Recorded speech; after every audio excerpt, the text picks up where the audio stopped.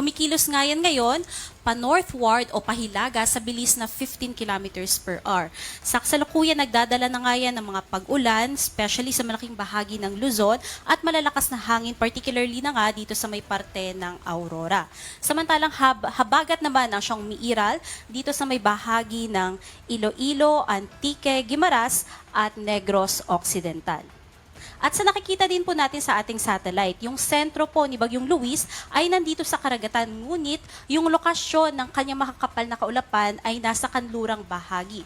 Dala po kasi yan ng epekto nitong pagsagi or perpendicular direction ng northwestward na hangin galing kay Bagyong Luis dito tumatama sa may coastline o perpendicular to coastline dito sa may bahagi ng Pangasinan. Kaya mostly yung malalakas po natin na kaulapan ay nandito sa may parte nga ng Pangasinan as well as most parts ng Central Luzon.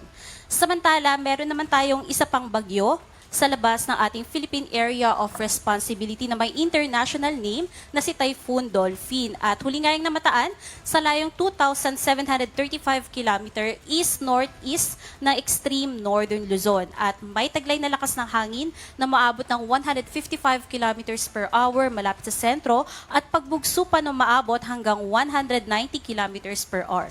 At patuloy na kumikilos ito pa west-northwestward sa bilis na 20 kilometers per hour. Sa mga susunod na araw, inaasahan natin na patuloy yung pagkilos pa west-northwestward at hindi natin inaalis yung posibilidad na maaari yang pumasok sa loob ng ating Philippine Area of Responsibility. Ngunit, mababa naman yung chance na mag-landfall at kung papasok man, more on dito lang sa may northern periphery ng ating PAR.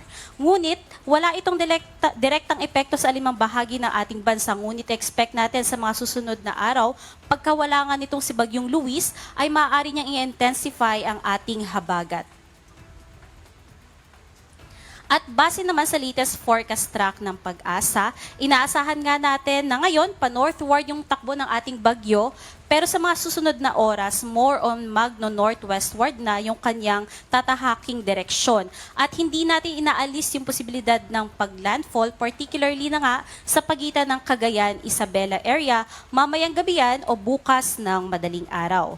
Pagsapit nga ng kinabukasan, nakikitaan na nga natin na yung recurving scenario nito o pagkilos nito pa northeastward dahil sa impluensya at interaksyon nito sa bagyo na si Tropical Cyclone Dolphin sa labas ng ating PAR. At inaasahan na nga natin na pagsapit ng Miyerkules ay posible na nga yung humina at maging isang low pressure area at o maging isang parte na ng trough ng bagyong Dolphin at maging parte ng lokasyon nito.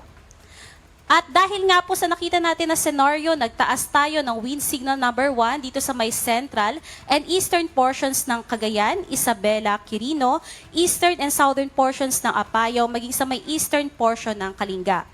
Kasama din dyan ang eastern portion ng Mountain Province, eastern portion ng Ifugao, at northern portion ng Aurora.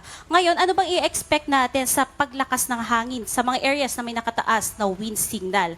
Base po sa ating impact-based forecast, inaasahan natin na yung mga areas under wind signal ay meron lamang minimal impact. Ibig sabihin ng minimal impact ay meron itong slight disruption sa ating day-to-day activities as well as minimum impact din sa ating mga kabahayan, transportasyon, maging sa ating mga pananim o agriculture sector.